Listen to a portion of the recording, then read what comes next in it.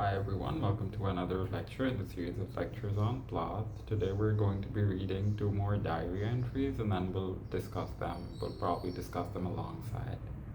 Um, the first one that we're going to read today and the second one, both of them are of course from July 1950 only, but both of them have been done on separate days.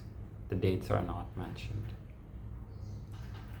The first one reads, Illo asked me today in the strawberry field, do you like Renaissance painters, Raphael and Michelangelo?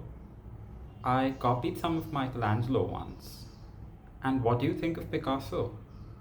These painters who make a circle and a little board going down for a leg? We worked side by side in the rows and he would never be quiet for a while. Then suddenly burst out with conversation, speaking with this thick German accent.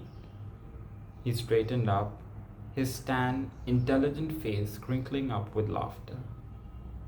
His chunky, muscular body was bronzed, and his blond hair tucked up under a white handkerchief around his head. He said, You like Frank Sinatra? So sentimental, so romantic, so moonlight, ja. Now if you focus carefully on this particular piece of writing, you see this reveals so much about Plath's personality.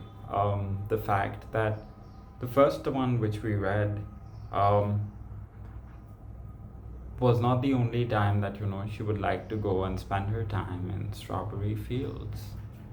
She enjoyed being around nature. Not just being around nature, but also spending her time listening to music, observing and appreciating good art. Raphael and Michelangelo tend to be two of the greatest painters of their times.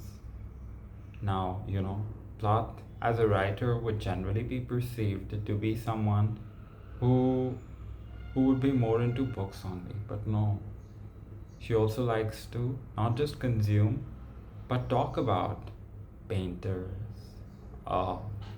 musicians, which reveals a side of her personality which is really soft, which is really observant, which is really sensitive.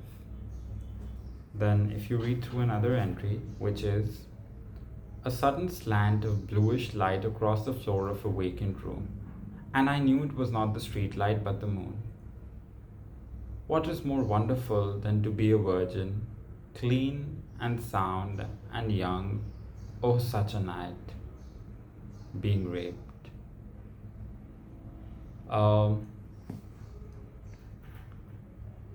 This again reveals more about her personality. Although there's one more thing that I'd add later, but this reveals that, as I said, she's somebody who's observant, who likes to look at things, so on and so forth. Sit in that peace. But then she also likes, not likes, she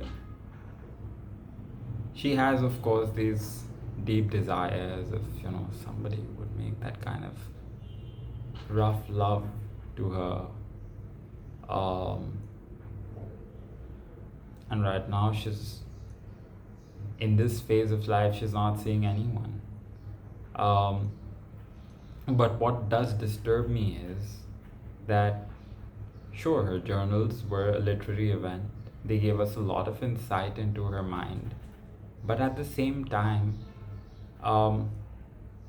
the insights that we needed, particularly, especially the diary entries that she did in her last days, we never got them. What we have is stuff like this, which is something really personal. It's something really personal. Sexual desires, fantasies, whatever you would want to call them, they're something really personal. But they were published out there for the public. Why? Is something that I often wonder. Because this is all stuff that, especially if a deceased person if you think of it like that. It's all about respect, right? Sure, the deceased person cannot avenge you quite literally in the real world, but this is respect at the end of the day. But with Plath, sadly, despite the tragic life that she had and despite the end of it, um, this was published. This is not information of public interest at all, but it was made information of public interest. I think that's about it for this lecture. We'll continue reading ahead on Plath only in the upcoming lectures. Please don't forget to do the task related to this. Also, I think I had already mentioned that if you guys haven't, read the birthday letters, okay? There might already be a separate course on the channel for it, or it will come on later. But if you guys haven't read the birthday letters once on your own, please read it. Reading the birthday letters will give you a counter perspective on everything that we're reading in the journals of Plath.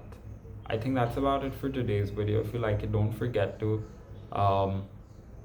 give me a thumbs up, subscribe to the channel, and press the bell icon to stay updated for whenever a new video drops in.